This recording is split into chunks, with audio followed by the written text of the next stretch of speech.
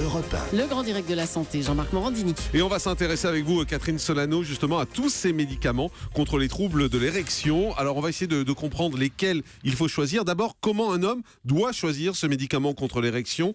Est-ce qu'il faut absolument passer par la case médecin ? Eh bien, les vrais médicaments, oui, on est obligé de passer par la case médecin, tout simplement parce que c'est des médicaments qui sont sur ordonnance.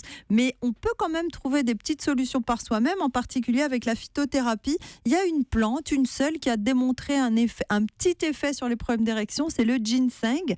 Mais il faut savoir qu'il faut au moins 3 mois de traitement. Donc, si vous voulez, si vous êtes pressé, c'est quand même assez long.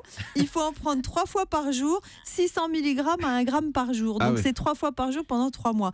Et en plus, bon, les médecins ne prescrivent jamais ces plantes, tout simplement parce que les recommandations officielles disent que les études sont de trop faible qualité pour intégrer ce médicament, cette plante dans la stratégie thérapeutique. Donc il y a quand même un petit effet, pourquoi pas si c'est un petit problème, si vous n'êtes pas pressé d'avoir des résultats. Bon, sur Internet, on peut quand même trouver pas mal de choses, non ?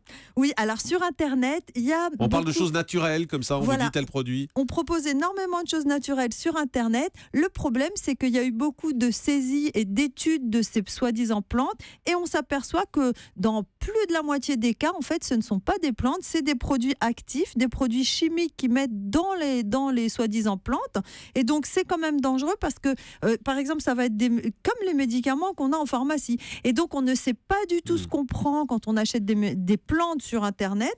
Et c'est vraiment... Donc, moi, je me dis, si vous voulez prendre des plantes, prenez du ginseng en pharmacie, vous serez au moins sûr qu'on ne vous fera pas de mal.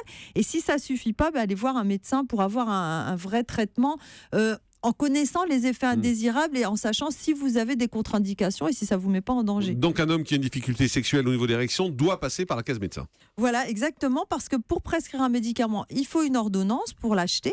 Et deuxième raison, on parlait des hommes de plus de 50 ans, enfin des personnes de plus de 50 ans. Un homme de plus de 50 ans qui a un problème d'érection, le médecin, il ne lui fait pas une ordonnance d'emblée, il va lui faire un bilan.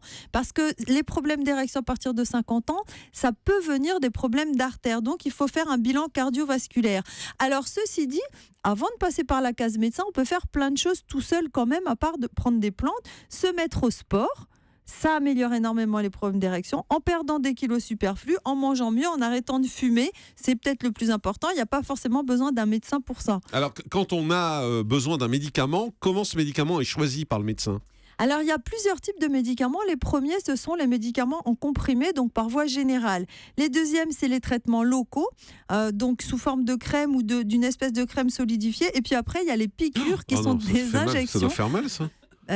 Non, c'est une piqûre dans le sexe ? Une piqûre dans les corps caverneux, exactement. Les corps caverneux, oui. Voilà, c'est dans le sexe. Et ça fait pas mal, en fait, parce que l'aiguille est minuscule et très fine.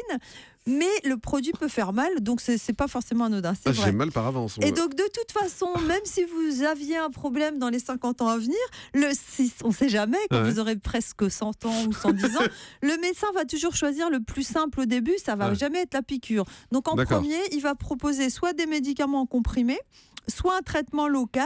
Et donc là, l'homme peut donner son avis. Parce qu'il y a des hommes qui disent, moi, je veux pas... Ce matin, par exemple, j'ai vu un monsieur qui m'a dit, non, moi, les médicaments, j'aime pas ça. Donc il y a des hommes qui veulent pas prendre de comprimés en se disant, je vais avoir un produit chimique dans tout l'organisme, juste pour avoir une érection. Non, ça me dit rien. Le traitement local, donc ça va être plus local. Donc il y a des personnes qui préfèrent ça. Préfèrent la crème. Voilà, la crème. Mais la crème, c'est pas une crème à appliquer sur la peau. Il faut l'introduire dans l'urètre.